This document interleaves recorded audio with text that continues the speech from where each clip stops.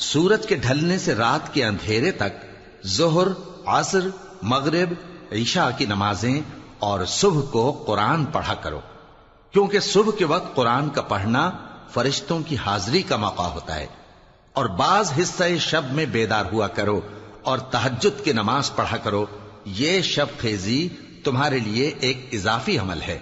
امید ہے کہ اللہ تم کو مقام محمود پر فائز فرمائے۔ اور کہو کہ اے پروردگار، مجھے مدینے میں اچھی طرح داخل کیجو اور مکے سے اچھی طرح نکالیو،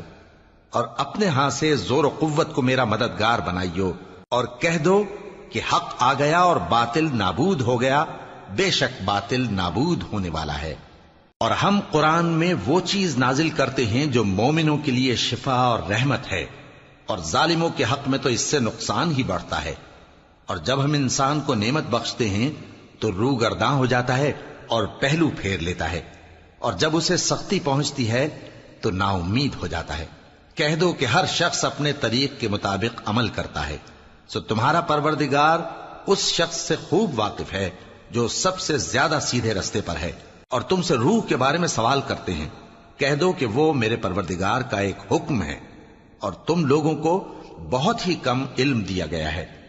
اور اگر ہم چاہیں تو جو کتاب ہم تمہاری طرف بھیجتے ہیں اسے دلوں سے محو کر دیں،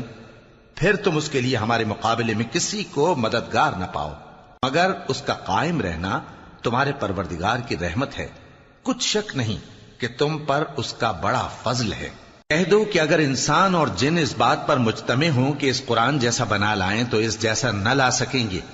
اگرچہ وہ ایک دوسرے کے مددگار ہوں۔ اور ہم نے قرآن میں سب باتیں طرح طرح سے بیان کر دی ہیں، مگر اکثر لوگوں نے انکار کرنے کے سوا قبول نہ کیا، اور کہنے لگے کہ ہم تم پر ایمان نہیں لائیں گے جب تک کہ عجیب و غریب باتیں نہ دکھاؤ، یعنی یا تو ہمارے لیے زمین سے چشمہ جاری کر دو، یا تمہارا کھجوروں اور انگوروں کا کوئی باغ ہو اور اس کے بیچ میں نہریں بہا نکالو، یا جیسا تم کہا کرتے ہو ہم پر آسمان کے ٹکڑے گرا دو، یا اللہ اور فرشتوں کو ہمارے سامنے لے آؤ، یا تمہارا سونے کا گھر ہو، یا تم آسمان پر چڑھ جاؤ اور ہم تمہارے چڑھنے کو بھی نہیں مانیں گے جب تک کہ کوئی کتاب نہ لاؤ جسے ہم پڑھ بھی لیں۔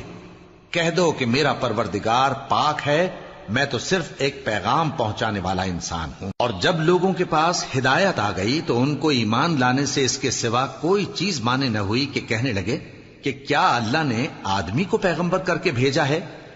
کہہ دو کہ اگر زمین میں فرشتے ہوتے کہ اس میں چلتے پھرتے اور رہتے بستے تو ہم ان کے پاس کسی فرشتے کو پیغمبر بنا کر بھیجتے۔ کہہ دو کہ میرے اور تمہارے درمیان اللہ ہی گواہ کافی ہے، وہی اپنے بندوں سے خبردار ہے اور ان کو دیکھنے والا ہے۔ اور جس شخص کو اللہ ہدایت دے وہی ہدایت یاب ہے، اور جن کو گمراہ رہنے دے تو تم اللہ کے سوا ان کے رفیق نہیں پاؤ گے۔ اور ہم ان کو قیامت کے دن اوندھے منہ، اندھے، گونگے اور بہرے بنا کر اٹھائیں گے، اور ان کا ٹھکانہ دوزخ ہے۔ جب اس کی آگ بجھنے کو ہوگی تو ہم ان کو عذاب دینے کے لیے اسے اور بھڑکا دیں گے۔ یہ ان کی سزا ہے، اس لیے کہ وہ ہماری آیتوں سے کفر کرتے تھے اور کہتے تھے کہ جب ہم مر کر بوسیدہ ہڈیاں اور ریزہ ریزہ ہو جائیں گے تو کیا اثر نو پیدا کیے جائیں گے؟ کیا انہوں نے نہیں دیکھا کہ اللہ جس نے آسمانوں اور زمین کو پیدا کیا ہے اس بات پر قادر ہے کہ ان جیسے لوگ پیدا کر دے، اور اس نے ان کے لیے ایک وقت مقرر کر دیا ہے جس میں کچھ بھی شک نہیں،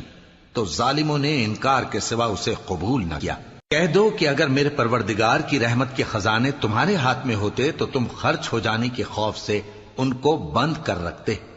اور انسان دل کا بہت تنگ ہے۔ اور ہم نے موسیٰ کو 9 کھلی نشانیاں دیں تو بنی اسرائیل سے دریافت کر لو کہ جب وہ ان کے پاس آئے تو فرعون نے ان سے کہا کہ موسیٰ، میں خیال کرتا ہوں کہ تم پر جادو کیا گیا ہے۔